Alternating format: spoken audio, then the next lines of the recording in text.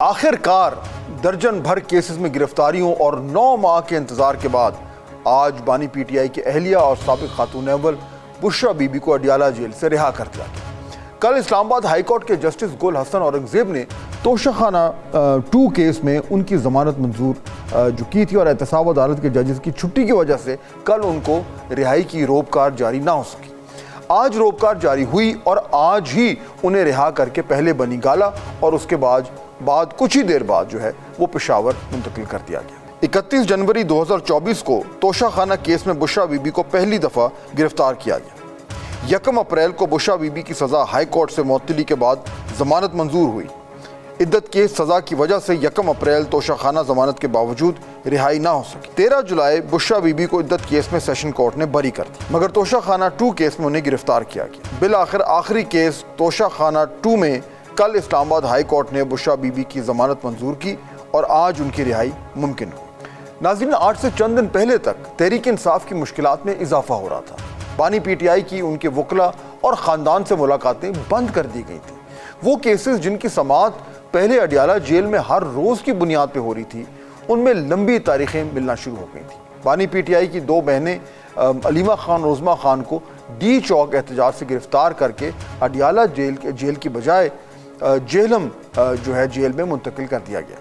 P T I کے سینکڑوں احتجاج کرنے والے کارکنان بھی گرفتار ہوئے۔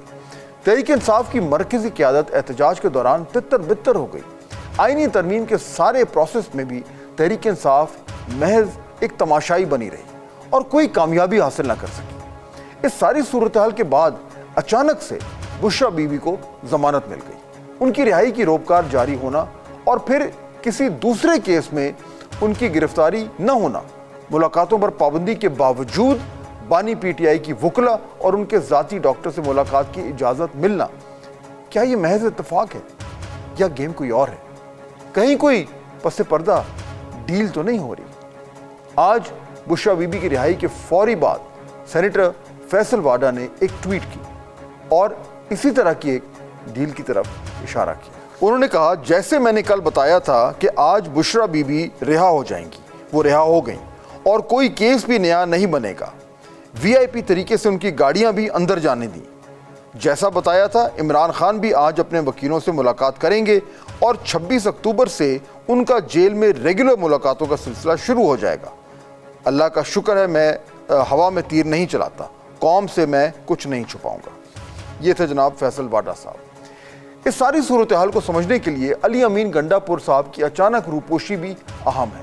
علی امین گنڈا پور کئی گھنٹے روپوش ہونے کے بعد جب اچانک کچھ ہفتے پہلے کے پی اسمبلی کے سیشن میں پہنچے تھے تو انہوں نے بھی ایک بڑے فیصلے کی طرف اشارہ کیا تھا۔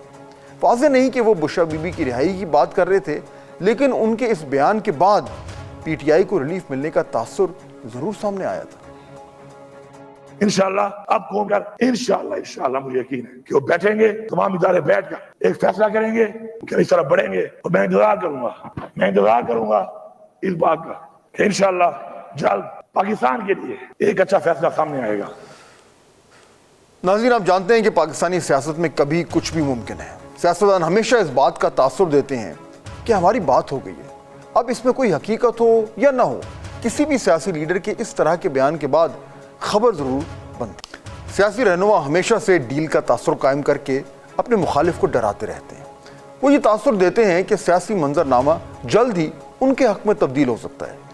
اس لیے ڈیل کی باتیں اپوزیشن اور حکومتی سائٹ دونوں کی طرف سے سامنے آنا کوئی اچنبھے کی بات نہیں ہے۔ آج ہی بشرا بی بی کی رہائی کے بعد تحریک انصاف کے چیئرمین بیرسٹر گوہر نے ڈیل کی باتوں کو رد کر دی۔ میں ایک بات کی آپ کو تردید کروں، جو کہا جا رہا ہے کہ کوئی ہے، اگر ڈیل کوئی کسی طریقے سے کرنا ہوتا کہ ڈیل کے نتیجے میں رہائی ممکن ہوتی تو وہ 9 مہینے جیل میں نہ رہتی۔ انشاءاللہ تعالی خان صاحب کی بھی رہائی ہوگی، عدالت کے تھرو ہوگی، انشاءاللہ میرٹ پہ ہوگی، کسی ڈیل کے نتیجے میں کچھ بھی نہیں ہوگا۔ ناظرین، یہاں یہ بات بھی اہم ہے کہ ایک طرف بشرا بی بی کی ضمانت تو ہو گئی، لیکن ابھی تحریک انصاف کے رہنما 9 مئی کی کیسز میں جیل میں ہیں۔ تحریک انصاف کے کارکنان بھی جیل میں موجود ہیں۔ بانی پی ٹی آئی کی رہائی کے اشارے بھی دور دور تک نظر نہیں آ رہے۔ اس لیے ڈیل کے حوالے سے کچھ بھی کہنا اس وقت قبل از وقت ہوگا۔ لیکن اچانک سختیوں سے ریلیف کا سلسلہ شروع ہونے سے چیم و گوئیاں جو ہیں وہ تو ضرور شروع ہوتی ہیں اور وہ ہو چکی ہیں. ان میں کتنی حقیقت ہے؟ کیا واقعی پس پردہ کوئی بات چل رہی ہے؟ کیا تحریک انصاف اور اسٹیبلشمنٹ کے درمیان آنے والے دنوں میں برف پگھل سکتی ہے؟